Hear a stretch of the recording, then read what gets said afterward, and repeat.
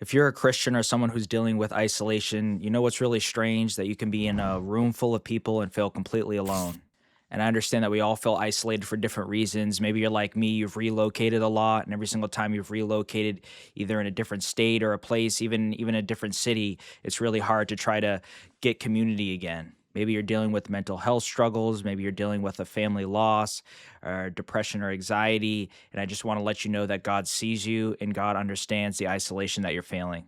Because, of course, the world's getting crazy. You could feel isolation just from a lack of interest. You're not into all of the nonsense that's going on in this world. You're not into the drama. You're not into the gossip. So, just the fact that you're following on God's path, you're following God every day, or if you're praying, you could be reading the Bible, you could still feel extremely isolated just because the world does not resonate with you at all. And I want to let you know that you're enough. God knows that you're enough.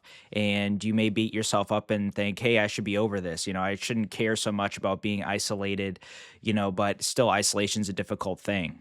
And even though it's a difficult thing, you have to ask yourself, even within the pain, you have to think, am I the same person that I was 10 years ago? If you were the same person that you were 10 years ago, please let me know in the comments section below and how that's possible.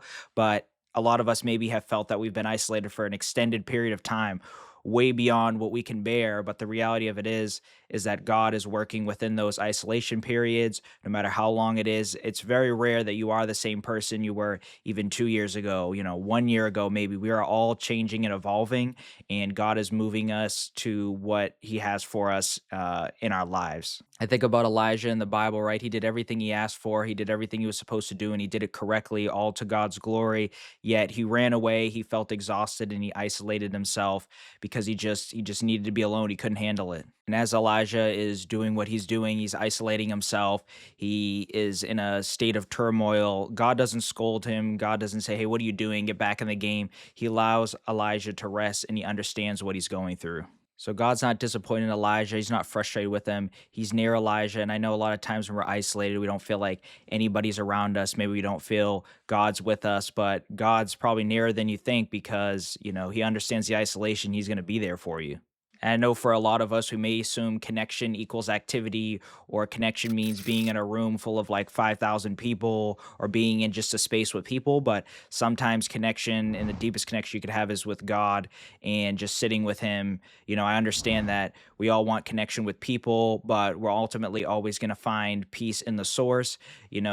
When the world shut down in 2020, a lot of people probably went into panic because they didn't have their outside fix. They didn't have their outside coping mechanisms to deal with loneliness. And you could really see that, hey, maybe some of these people that I thought I was really close with, I'm not actually really close with at all. And so God is always going to be there for you, no matter what happens with the world, no matter what happens in your situation, health, family loss, anything. He's going to be there for you. So always make sure you have that relationship with Him. And I don't know how long you felt like you've been isolated. You can let me know in the comments below. But a lot of times when we're in seasons or periods of isolations, God is shedding our old self. He's preparing us for something new. He's possibly preparing us for deeper connections down the road. If you're single, maybe a wife, maybe a friend, a best friend. Maybe you've never had a best friend, but He's preparing you for a great friendship. Maybe He's preparing you to volunteer and be in community and have connection there.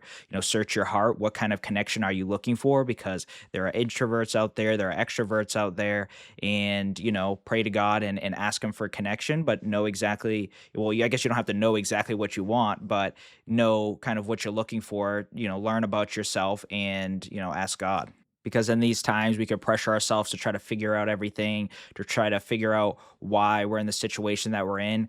But that's really not going to help us. We're in the time period that we are. We're in an internet age where it's harder and harder to meet in person, or it's just accepted to meet over Zoom, meet over a video call, and not actually connect with people. So, for whatever reason, we're in this time and period God has placed us in. And I feel like He's placed us here for a reason. So, maybe you're going to be the person to bring about change in a church or an organization to foster connection. But ultimately, try not to stress yourself out about figuring everything out. Take it to God and pray and meditate on His word, and hope that things will get better. Pray that things will get better. When we're in isolation, it quiets all of the noise. It quiets maybe some of the voices that were shaping us more than we even knew about. So, of course, let me know in the comment section below. Have you just got out of a season of isolation? Are you in a season of isolation? Have you been in a season of isolation for a long, long time? I'd be curious to know. And of course, I'll be there in the comments to pray for you if you need that. But of course, know you're allowed to feel the pain of the isolation. Know that God's with you and know that it's difficult, but no season lasts forever. I know this season might be longer than maybe a good season you had. Maybe the good season lasted a week and then you felt like your bad seasons last months, but know that no season lasts forever. You will get to the other side of this and God cares about you and he's going to walk through this storm with you. So you may have heard this verse before, but I just want to read this real quick. Hebrews 13:5-6. For he has said, I will never leave you nor forsake you. So we can confidently say, the Lord is my helper. I will not fear. What can man do to me? So the Lord is going to be there for you. He's going to help you out in this situation. So know you're not invisible, you're not forgotten, you're not weak for feeling this way, and things will get better. So thank you so much for watching the video. Leave a like if this helped, if you enjoyed it. Go ahead and subscribe if you want to join the journey. And again, thank you so much for spending time with me today, and have a great rest of your day.